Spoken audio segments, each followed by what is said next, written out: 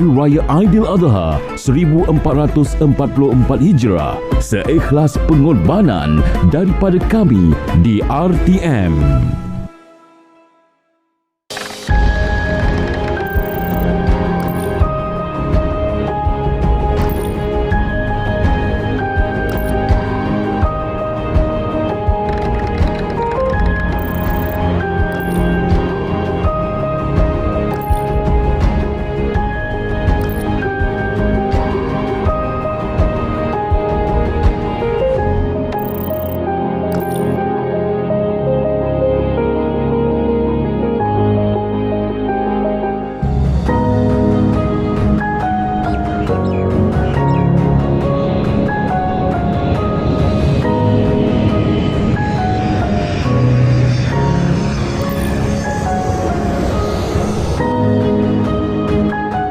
Impian bermula dari sehelai kertas. Mungkin semuanya bermula dengan lakaran lukisan dan secebis angan-angan untuk menjadi juruterbang atau profesion yang berkaitan dengan aero angkasa. Setelah dilukis, kapal terbang kertas mula dibuat. Biarpun kapal terbang kertas ini hanya boleh terbang untuk beberapa saat, tapi sudah cukup untuk dijadikan inspirasi kepada anak-anak ini untuk mengejar cita-cita dan impian mereka. Berbekalkan berkat usaha, ketabahan serta semangat yang jitu, sebuah pesawat mampu diterbangkan terus membelah angkasa yang luas terbentang.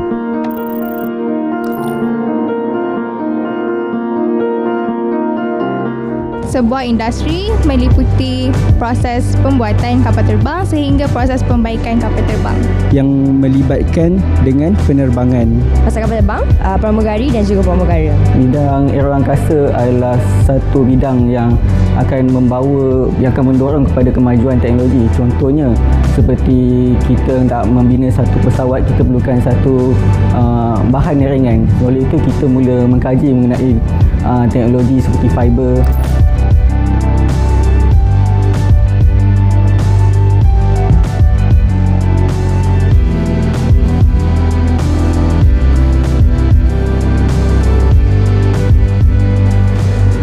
Bukan hanya ruang angkasa mampu diteroka, begitu juga dengan enjin pesawat yang menjanjikan 1000 harapan kepada mereka yang berminat dengan bidang ini.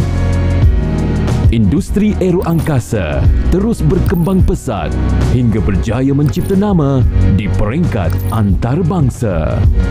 Satu ketika dahulu, Melaka pernah menjadi pusat perdagangan utama di rantau Nusantara dan sekaligus merupakan hub lautan yang penting di rantau ini. Pada hari ini, Malaysia berpotensi menjadi negara aero angkasa terkemuka di ASEAN menjelang tahun 2030 seperti yang disasarkan menerusi Pelan Tindakan Industri Aero Angkasa Malaysia 2015-2030. Pelan Induk Industri Aero Angkasa 2030 merupakan satu visi besar negara untuk menjadi peneraju ataupun juara di peringkat regional, terutamanya di Asia Tenggara. Kita yakin menjelang 2030 dengan kekuatan yang kita ada dan yang akan kita bina, kita boleh menjadi juara di rantau ini. Apa yang perlu kita faham bahawa adalah peluang yang ada di dalam industri ini yang boleh dikenal pasti dan juga diperolehi untuk kita terus membangun dari bidang teknologi, pembangunan sumber manusia dan juga bagaimana kita hendak membangunkan local industry supply chain. So ini antara perkara-perkara yang sangat penting. Satu persoalan yang mungkin bermain di minda kita semua ialah mampukah negara kita mencapai matlamat tersebut?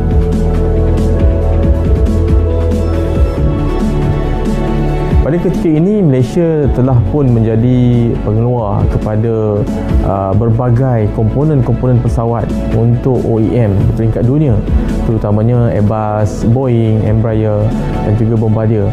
Dan ini telah menunjukkan bahawa kita mempunyai kekuatan dari segi teknologi dan juga kepakaran, yang mana industri ini memberi pulangan yang sangat besar kepada negara kita. Sebelum berlakunya COVID-19 pandemik, kita telah berjaya mencapai peningkatan pendapatan tertinggi di Malaysia pada tahun itu 2019, iaitu 16.2 bilion ringgit Malaysia, dengan 27,000 pekerja dalam berbagai bidang.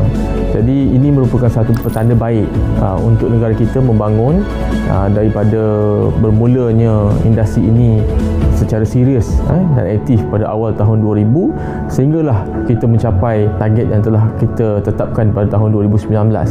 Walaupun berlaku beberapa kesukaran apabila terdapat pengurangan dari segi order oleh pihak OEM, tapi kita melihat bagaimana industri ini boleh berkembang dengan lebih besar, dan kita juga sedang menunggu beberapa kontrak-kontrak baru yang dapat diperolehi oleh syarikat kita, dan perkara ini akan membuatkan industri kita akan berkembang lebih besar, dapat memberi peluang kepada investor-investor baru untuk masuk ke dalam negara kita. Jadi kami sangat percaya dan yakin bahawa Malaysia boleh menjadi juara di dalam industri ini di peringkat rantau Asia Tenggara. Ini merupakan satu langkah dan usaha yang baik. Namun persoalan seterusnya ialah sejauh manakah pula segala usaha ini dapat memberi manfaat kepada rakyat Malaysia. Aero angkasa dikenal pasti sebagai industri strategik berimpak tinggi dan pemangkin kepada pertumbuhan ekonomi negara sejajar dengan Pelan Induk Industri Aero Angkasa Malaysia 2030. Kenyataan ini menggambarkan keyakinan yang ada pada negara kita serta pemain utama industri ini bahawa Malaysia mampu mencapai matlamat Pelan Induk Industri Aero Angkasa Malaysia 2030. Sasaran Pelan Induk Industri Aero Angkasa 2030 yang kita laksanakan secara berperingkat melalui 3 rancangan Malaysia, iaitu bermula pada tahun 2015 ataupun 16, adalah untuk mencapai pendapatan sebanyak 55.2 bilion ringgit Malaysia pada tahun 2030, dan kita hendak menawarkan sebanyak 32,000 peluang pekerjaan kepada rakyat Malaysia dalam pelbagai bidang. Jadi dari segi kelebihan kepada rakyat negara kita adalah satu, peluang kepada rakyat tempatan untuk menceburi bidang berteknologi tinggi yang berinovasi dan mempunyai pembangunan dari segi kepakaran dan teknologi yang berterusan.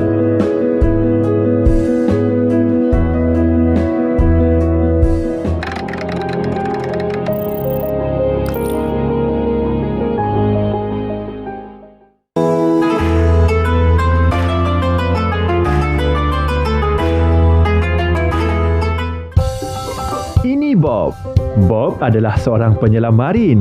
Setiap hari, Bob mendapati semakin banyak plastik dihanyutkan ke dalam laut.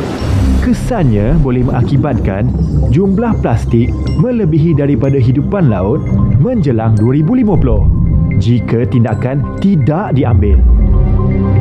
Dianggarkan 50% plastik yang dihasilkan adalah plastik sekali guna dan 13 juta tan plastik dihanyutkan ke laut. Kerana sayangkan alam sekitar, Bob mengambil inisiatif membersihkan sisa plastik.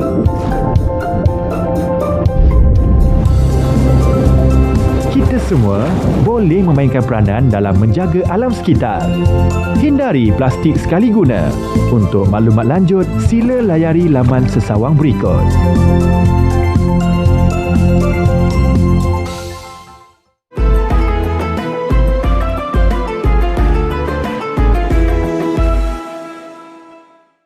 Kementerian Perdagangan Antarabangsa dan Industri (MITI) akan terus memainkan peranan membantu peserta industri aeroangkasa tempatan untuk mempertingkatkan daya tahan mereka menerusi pengenalan teknologi terkini dan transformasi digital seiring dengan Pelan Tindakan Industri Aeroangkasa Malaysia 2030.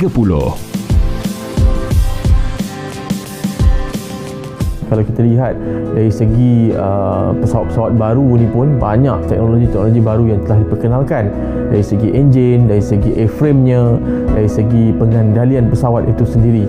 Jadi peluang yang kita tawarkan kepada rakyat negara ni sangat luas.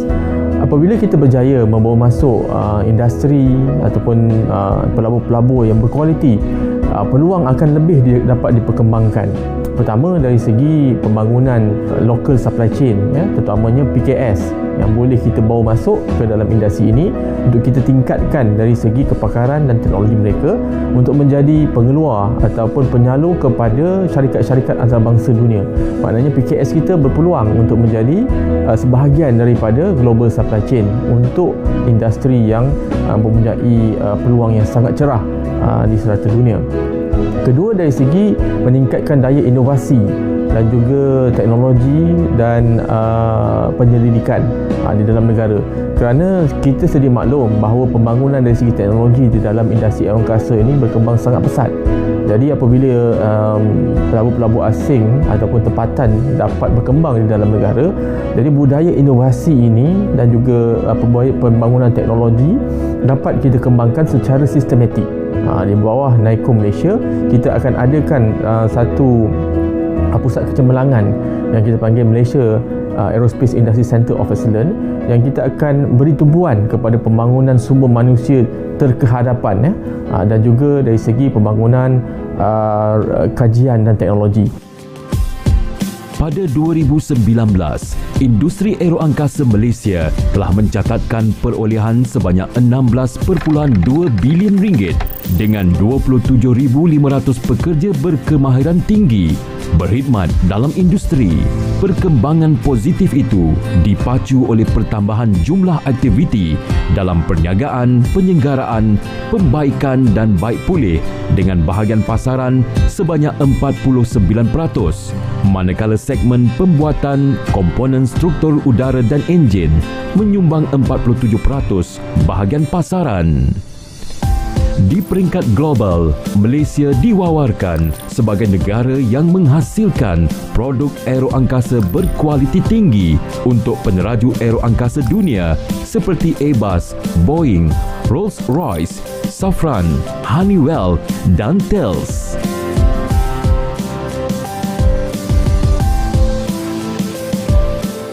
Ramai yang tidak tahu bahawa syarikat-syarikat kita, syarikat-syarikat aeroangkasa Malaysia ni merupakan syarikat bertaraf global. Banyak juga dari segi peralatan-peralatan ataupun komponen pesawat yang kita keluarkan untuk pesawat-pesawat antarabangsa komersial, terutamanya Boeing 737, Airbus A320, 350 dan juga Boeing 787 Dreamliner. Jadi apabila anda lihat pesawat-pesawat ini terbang di serata dunia, ada komponen-komponen tertentu yang memang hanya datang dari Malaysia. Tidak ada tempat lain yang mengeluarkannya. Jadi usaha untuk kita bangunkan kepakaran ini mengambil masa yang sangat lama. Bukannya satu jangka masa yang sekejap, hampir 20 tahun ataupun lebih untuk kita bangunkan. Selain daripada komponen-komponen tertentu yang kita keluarkan untuk pasaran antarabangsa, kita juga ekspor dari segi kepakaran kita. Ramai rakyat negara kita yang bekerja di luar negara. Sebelum pandemik berlaku, pilot, cabin crew dan juga engineer-engineer di syarikat-syarikat tersohor dunia di Timur Tengah, di Eropah dan juga di Amerika Syarikat mempunyai ramai pekerja-pekerja daripada negara kita. Tidak lupa juga di Singapura, banyak pekerja-pekerja profesional kita yang berkemahiran tinggi yang bekerja di syarikat-syarikat di sana. Maknanya bukan hanya produk yang kita keluarkan, tetapi termasuk juga kepakaran sumber manusia.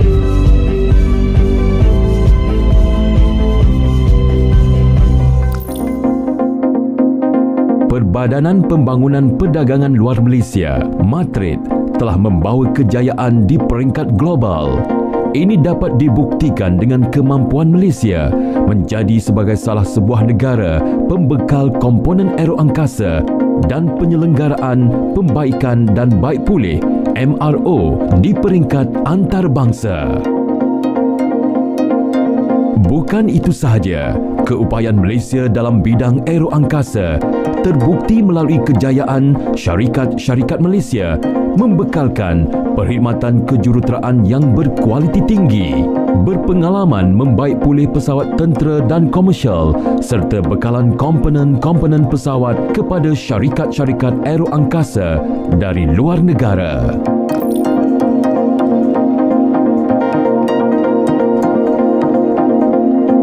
Pameran Maritim dan Aeroangkasa Antarabangsa Langkawi 5 bukan sahaja telah menaikkan nama Malaysia di persada antarabangsa, tetapi juga telah membantu menjadikan Malaysia seiring dengan pemangkin dan perkembangan pesat industri aeroangkasa. Selain dari 5, salah satu lagi pameran antarabangsa yang Malaysia pernah menjadi tuan rumah ialah Pameran Pertahanan Asia DSA.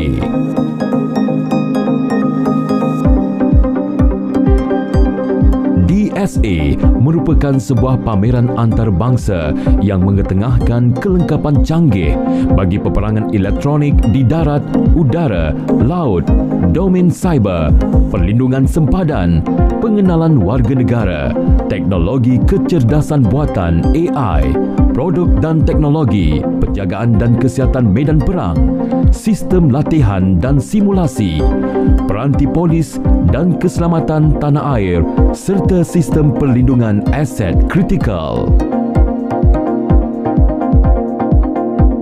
Secara tidak langsung, pameran-pameran ini juga memberi peluang kepada beberapa agensi kerajaan serta syarikat-syarikat utama tempatan dalam bidang aeroangkasa untuk menunjukkan perkhidmatan dan produk kepada pihak luar.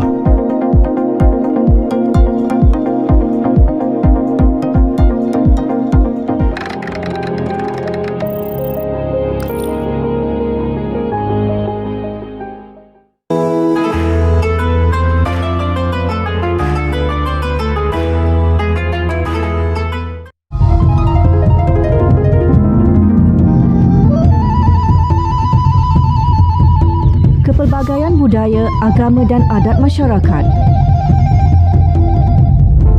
Hidup dalam suasana aman dan harmoni. Bagai pelangi mewarnai keindahan alam. Kepelbagaian budaya, identiti negara. Warna-warni budaya dihormati, persamaan diraih. Keamanan dan kemakmuran negara dinikmati.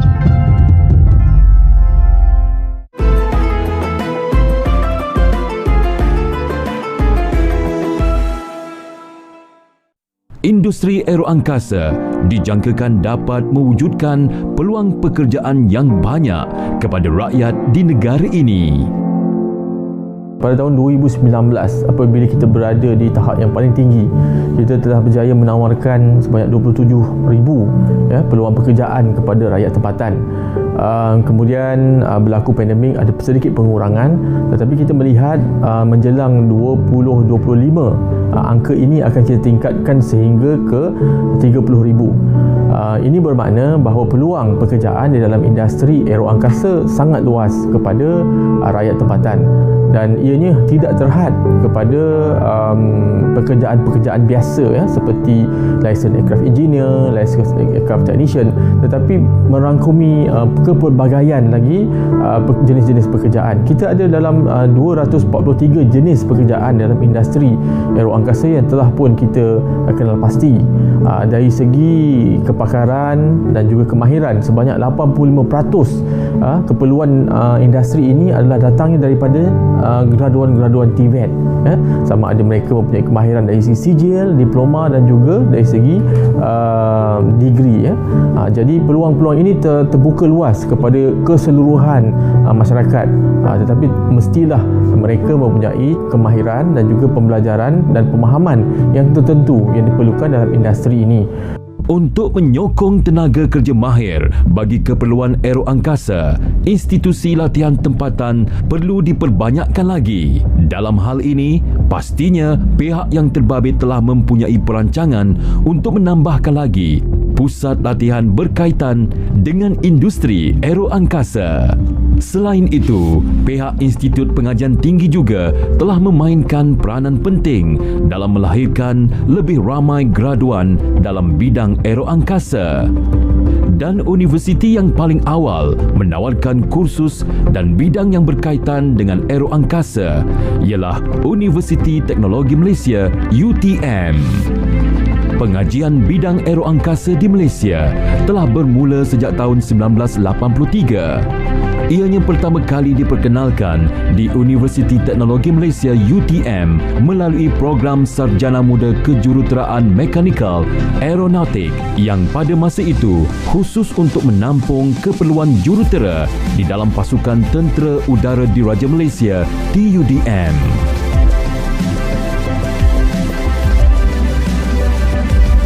Kursus kejuruteraan aeronautik di UTM ni telah bermula pada tahun 1980 lagi.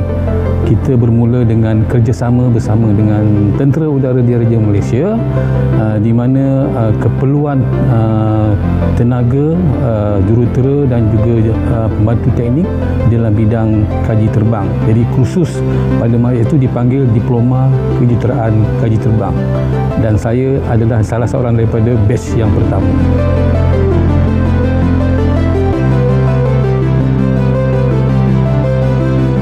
Beberapa tahun kita telah ada terowong angin yang kita dapat bantuan daripada pihak kerajaan selamat sebanyak 30 juta. Kemudian dari segi keboleh pasaran graduan juga cukup tinggi seperti mana pada tahun ini UTM sendiri telah mencapai nombor 1 di kalangan semua IPTA iaitu mendapat keboleh pasaran 97.9% keseluruhan pelajar yang graduan pada setiap sesi.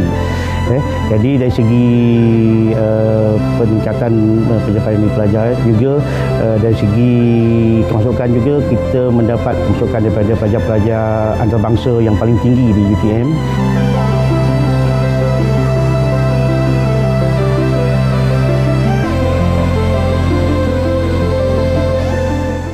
Sebagaimana yang dijelaskan, UTM juga telah menarik perhatian para pelajar dari luar negara, antaranya ialah dari Mesir dan juga dari Libya. When I wanted to start my postgraduate studies, I searched online for the top universities in Malaysia to study, and UTM was one of the top 4 universities. And I found the mechanical engineering here, they have good ranking worldwide. So I applied for, and also they had established master program in aeronautics. So I applied and they were the first university to give me offer letter. Bila adanya demand tersebut, universiti-universiti kita yang saya rasa ada beberapa universiti yang dah pun menawarkan kursus-kursus aeroangkasa. So di sini akan menjadi lebih mantap dan mungkin lebih banyak lagi pusat pengajian tinggi yang akan aktif untuk nak memperkembangkan kos-kos tersebut. Dan inilah kita nampak ekosistem yang akan lahir ataupun yang kita saya rasa kena sediakan jika kita mahu industri yang lumayan ini kekal relevan di negara kita supaya kita dapat keuntungannya.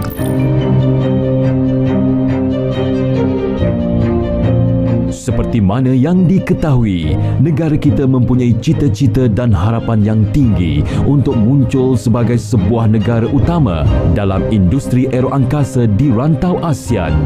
Matlamat ini sememangnya mampu dicapai. Negara kita mempunyai kepakaran dan potensi untuk berjaya. Dan apa yang lebih penting ialah segala usaha ini dapat memberikan manfaat kepada rakyat, khasnya dari segi kesejahteraan dan kemakmuran ekonomi di negara kita.